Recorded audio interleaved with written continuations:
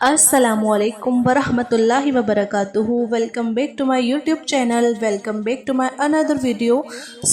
کیسے ہیں آپ سب لوگ؟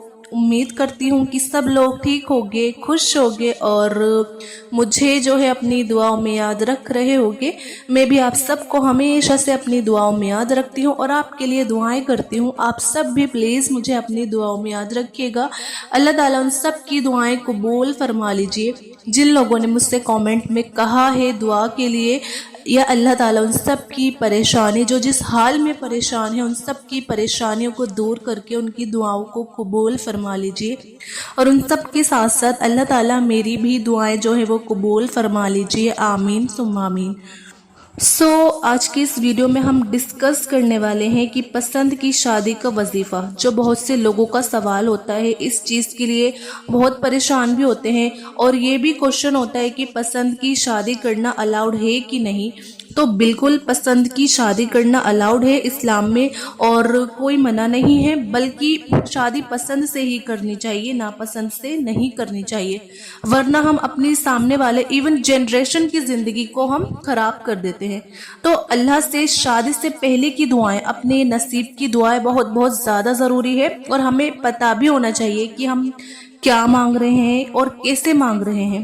اور ایسی اسپیشل دعائیں ہیں جو ہمارے نصیب شادی سے ریلیٹڈ ہے، تو ان کا یاد ہونا اور اپنی فیملی فرینڈس کے ساتھ شیئر کرنا، تاکہ اس کا جو ثواب ہے وہ سب کو پہنچے، جو فائدہ ہے وہ سب کو پہنچے. بیسیکلی تو انشاءاللہ ایک چھوٹا سا وظیفہ پسند کی شادی کا آپ لوگوں کے ساتھ میں شیئر کروں گی آج. اور اللہ تعالیٰ سے یہ دعا ہے کہ اللہ ہم سب کے لیے خوب جو ہے آسانیاں کرے، اور ہر لڑکا لڑکی جو بھی یہ ویڈیو دیکھ رہا ہے اس کو، جو کہتے ہیں نا کہ واسطہ، وہ قدردان لوگوں سے پڑے اور بہت اچھے آپ کے نصیب ہو. اوکے، وظیفہ سٹارٹ کرنے سے پہلے ایک چھوٹی سی بات آپ لوگوں سے کرنا چاہتی ہوں، which is very important. کیونکہ اگر ہم اس بات کو نہیں سمجھیں گے تو ہمارے دعاؤں کے وظیفے کو جو بھی رزلٹ آئیں گے نا، تو ہم اس کو ایکسیپٹ نہیں کر پائیں گے اور ہمارے لیے بہت مشکل ہو جائے گی. تو پہلے ایک چھوٹی سی بات جو ہمیں اللہ سے یہ بھی دعا کرنی ہے، بیسیکلی جو میں آپ کو بتا رہی ہوں، کہ آپ اللہ سے یہ ضرور مانگے، ہر نماز کے بعد مانگے اور ہر وقت مانگے کہ یا رب العالمین، جو تیری رضا ہے تو اس میں ہم کو راضی کر دے، ہمارے دلوں کو مطمئن کر دے، ہمارے دلوں کو سکون دے دے. کیونکہ اللہ کی جو رضا ہوتی ہے اور اللہ کا جو فیصلہ ہوتا ہے ہمارے لیے، اللہ کی محبت اتنی ہے کہ وہ کبھی غلط ہو ہی نہیں سکتا. جسٹ امیجن، اگر کوئی ماں اپنے بچے کے ساتھ غلط نہیں کر سکتی، اسے کوئی غلط چیز نہیں دے سکتی، اس کو ہلکی سی بھی کوئی جو کمی ہے وہ نہیں دے سکتی، ہلکی سی مائنر ٹو مائنر کمی بھی نہیں دے سکتی، تو رب العالمین غفور الرحیم، جو رحمان ہے، جو کریم ہے، جو الودود ہے، محبت کرنے والا ہے، 70 ماؤں سے زیادہ، 70 صرف ایک ایگزامپل ہے، اس میں بے پناہ بے شمار محبت کرنے والا، کیسے اپنے بندے کو ایسی کوئی چیز دے دے گا جو اس کے لیے اچھی نہیں ہے، جو اس کو نقصان دے. تو اللہ کے فیصلوں پر راضی رہنا، مطمئن رہنا، اور یہ مانگنا کہ یا رب العالمین تو ہم کو اپنے فیصلوں پہ، اپنی رضا پہ راضی کر دے، اور ہمارے دلوں کو مطمئن کر دے، ہمارے دلوں کو سکون دے دے، اور ہمارے لیے خوب ساری ہمارے لیے آسانیاں پیدا کر دے. اللہ سے بہت زیادہ آسانیاں مانگے، ہر نماز میں اللہ سے آسانیاں مانگنی ہے ہم کو. تو یہ وظیفہ کچھ اس طرح ہے، زیادہ ڈیلے نہیں کریں گے ہم. سب سے پہلی چیز، ایک بات کا آپ ضرور دھیان رکھیں کہ آپ 5 ٹائم کی نمازیں پڑھتے ہو. کیونکہ اکثر میں بھی کچھ لوگ ایک ایسی غلطی کرتے ہوں کہ وہ نمازیں تو نہیں پڑھ رہے، ہماری نمازوں میں کمی ہے، قضا ہو جاتی ہے، لیکن ایک وظیفے کا ایک ٹائم پہ ہم لوگ بس وظیفے کر رہے ہیں، نماز ہم نہیں پڑھ رہے. تو اگر آپ چاہتے ہیں کہ آپ کی دعا میں وہ پاورفل اور زیادہ ہو جائے وہ اثر، اور جلدی قبول ہو اور ڈیلے نہ ہو، اب جلدی سے آپ کی دعائیں جو ہے وہ قبول ہو، تو آپ اپنی 5 ٹائم کی نمازیں اور اس کے ساتھ بلکہ آپ تہجد کی پابندی کریں. تو دیکھیں پھر انشاءاللہ کیسے ہماری دعائیں جو ہے وہ قبول ہوئیں گی، کیسے ہماری سوچ سے زیادہ اللہ تعالی ہم کو نوازیں گے. تو نماز کی پابندی کرنا is very very important for anything and everything. अगर दुनिया में आखिरत में जो चाहिए, छोटी से छोटी चीज़ हो या बड़ी से बड़ी चीज़ हो, नमाज अगर आप पढ़ रहे हैं, अल्लाह से कनेक्शन है, फिर ये वजीफ़े, ये दुआएं और ये चीज़ें करें तो असर बहुत जल्दी करती हैं और असर जो है वो बहुत बहुत ज़्यादा होता है। सो ये वजीफ़ा ही नमाज के बाद का है। 5 टाइम की नमाज के बाद थोड़ा सा वक्त निकाले, मतलब कि हर नमाज के बाद आपको 11 मरतबा आपको पढ़नी है दरूद शरीफ।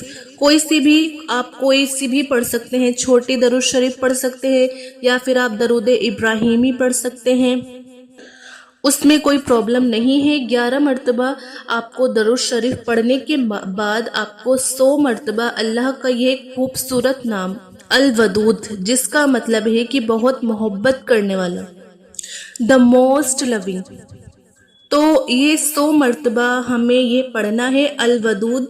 दरूद शरीफ पढ़ने के बाद जब आप 11 मरतबा दरूद शरीफ और अल्लाह सुब्हानहू तआला का जो ये नाम है अल वदूद ये पढ़ ले, उसके बाद आपको दुआ करनी है अपने लिए, अपने नसीब के लिए, और अल्लाह से ये भी मांगना है कि या रब्बुल आलमीन, जहाँ मेरी बेहतरी है तू मुझे वहाँ मेरे दिल को लगा दे। क्योंकि देखिए, अल्लाह से बेहतरी मांगना, खैर मांगना, आफियत मांगना, बेशक वो हमें आफियत और खैर वाली चीज़ ही देगा, लेकिन अल्लाह को बहुत पसंद है जब उसका बंदा उससे मांगता है।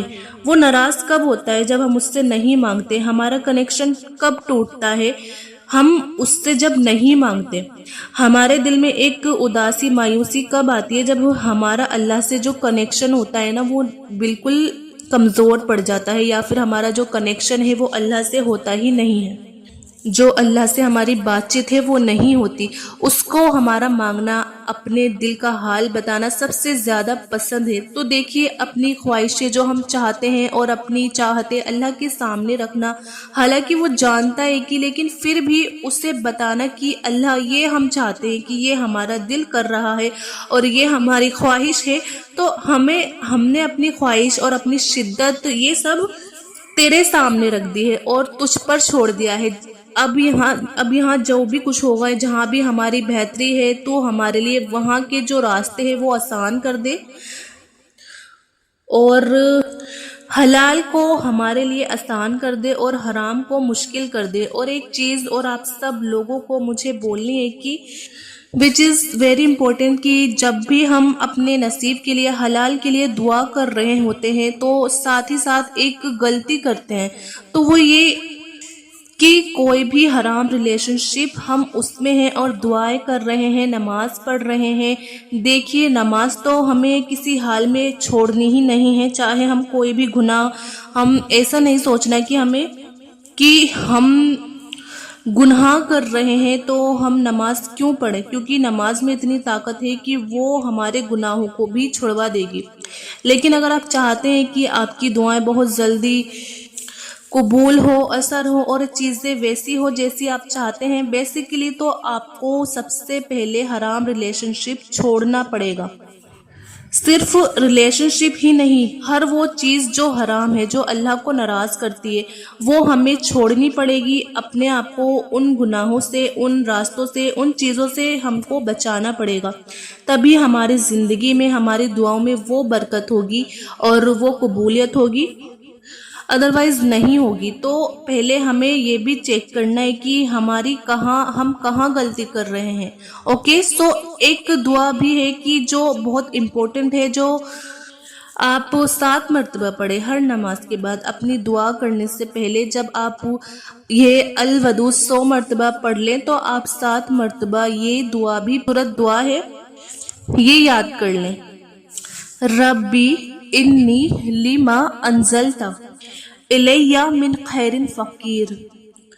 तो इस दुआ का तर्जुमा ये है कि या अल्लाह, तुम मेरी तरफ जो भी खैर है उसे भेज दे, मैं उसकी मोहताज हूँ। तो अल्लाह से अगर आपको खैर चाहिए, और हम हर वक्त अच्छी चीज़ों के लिए, गुड न्यूज़ के लिए, खैर और आफियत के मोहताज रहते हैं, हमें ज़रूरत होती है, तो उसके लिए ये दुआ ज़रूर पढ़े 7 मरतबा। और ये वो दुआ है موسیٰ علیہ السلام نے جب پڑھی تھی تو اللہ نے ان کی شادی بھی کرائی تھی، ان کو رہنے کے لیے گھر بھی دیا تھا، business set up everything. تو یہ دعا بہت پاورفل ہے، اس کو ضرور پڑھیں پابندی کے ساتھ، اور 7 مرتبہ ہمیں یہ ضرور پڑھنی ہے۔ اس سے زیادہ آپ کو جو آپ کی دعائیں ہیں وہ انشاءاللہ ضرور قبول ہوگی۔